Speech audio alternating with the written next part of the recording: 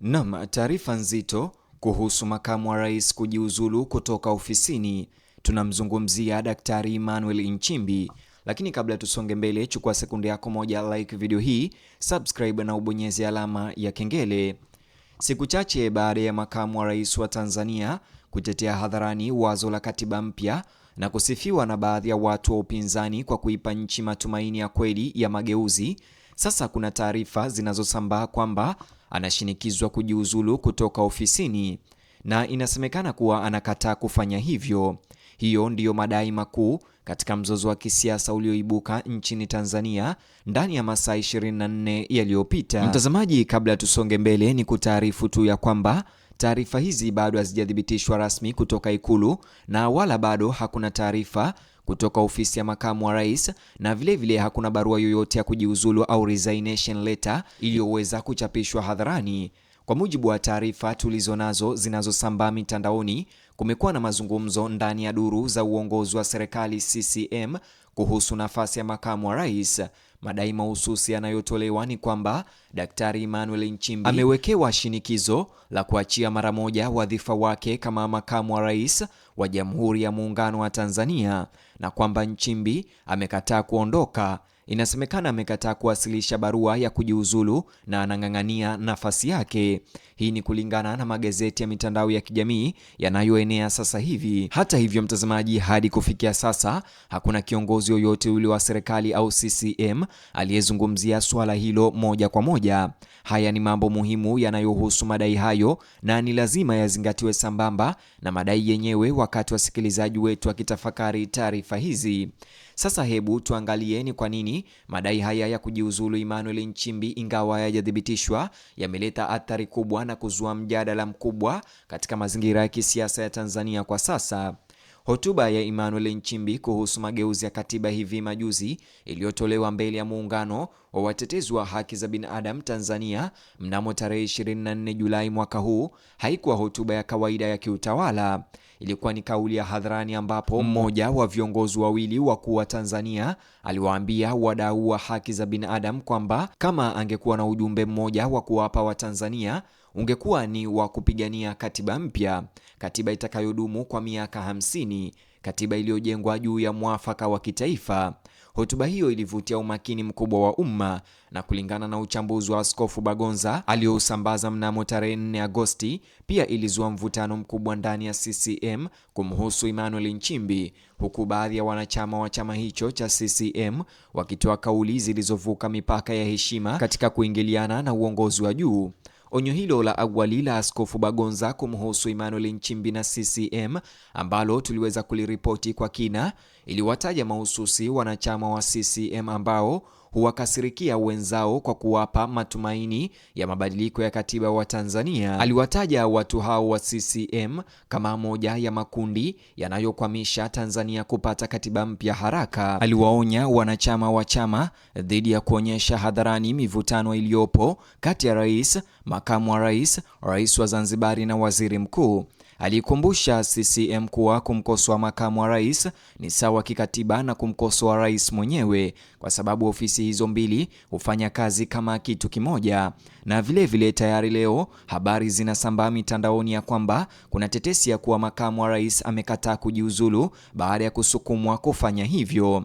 Hata hivyo, Bagonza aliwasihi wanachama kutosema mambo hadharani ambayo yangeweza kuwapotezea sifa na ushawishi pindi mivutano ya sasa itakapomalizika. Nchimbi si mgeni katika mfumo wa kisiasa wa Tanzania. Ameshikilia nyadhifa muhimu serikalini na ndani ya CCM kwa miaka mingi.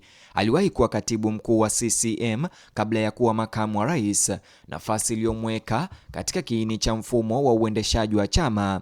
Ni mtu mwenye uelewa mpana wa taasisi, mitandao imara na historia ya kisiasa iliyoanza miongo kadhaa kabla ya kushika wadhifa wake wa sasa.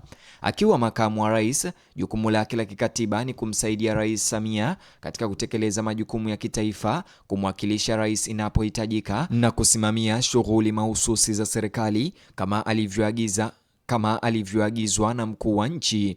Nafasi ya makamu wa rais si suala la urahisi wa kiutawala tu, ni ofisi ya kikatiba ambayo mtu anayeishikilia yuko katika mstari wa moja kwa moja wa kurithi uongozi wa taifa. Madai kwamba kuna shinikizo la kumtaka mtu aliye katika nafasi hiyo ajiuzulu na kwamba mtu huyo anakataa si mgogoro mdogo wa ndani ya chama. Ni madai yanayohusu udhabiti wa ngazi ya juu kabisa ya uongozi wa Tanzania katika kipindi ambacho nchi tayari inakabiliwa na mzigo mkubwa wa kisiasa. Daktari Emmanuel Nchimbi hadi wakati wa ripoti hizi anaendelea kutajwa katika wadhifa wake rasmi kama makamu wa rais wa Jamhuri ya Muungano wa Tanzania, licha ya tetesi ya kwamba alidaiwa kusukumwa kujiuzulu katika nafasi hiyo, lakini akakataa. Hakuna mabadiliko rasmi vilevile yaliyotangazwa kuhusu nafasi yake serikalini. Hakuna taarifa yoyote kutoka Ikulu au ofisi ya makamu wa rais iliyozungumzia taarifa hizi zinazosambaza kujiuzulu. Aidha, ofisi ya makamu wa rais haijathibitisha, kukataa wala kufafanua kipengele chochote cha madai hayo. Kufikia sasa, ukimya huo wa mamlaka mbele ya taarifa mahususi na zenye uzito mkubwa wa kisiasa kama hizi zinazoenea zikidai makamu wa rais alisukumwa kujiuzulu ni jambo ambalo wachambuzi wa siasa nchini Tanzania wanalifuatilia kwa umakini sana. Wakati madai yanayomhusu kiongozi wa pili kama makamu wa rais kwa ngazi ya juu nchini yanaposambaa bila majibu yoyote rasmi, ukimya huo unaweza kuwa na maana kadhaa.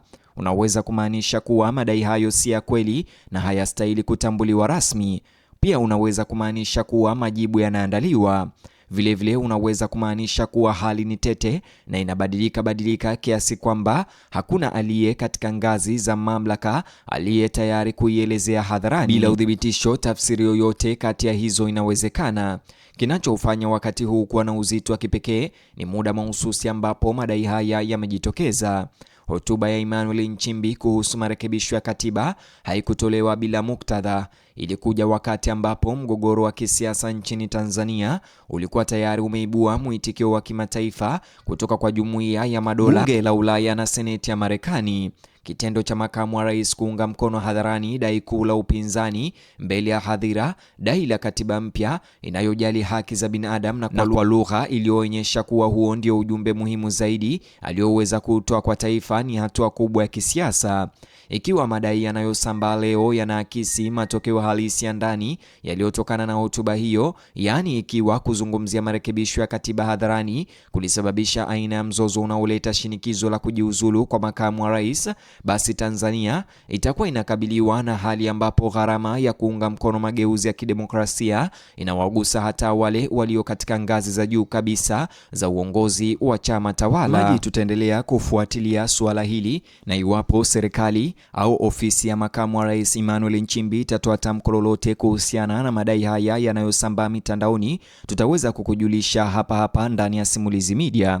Sasa hivi nijuze mtazamo wako upande wa maoni ama upande wa comment chini ya video hii. Vile kumbuka kulike video hii, subscribe na ubonyeze alama kengele, alafu gusa kiboksi hicho kwenye screen yako kwa taarifa zaidi.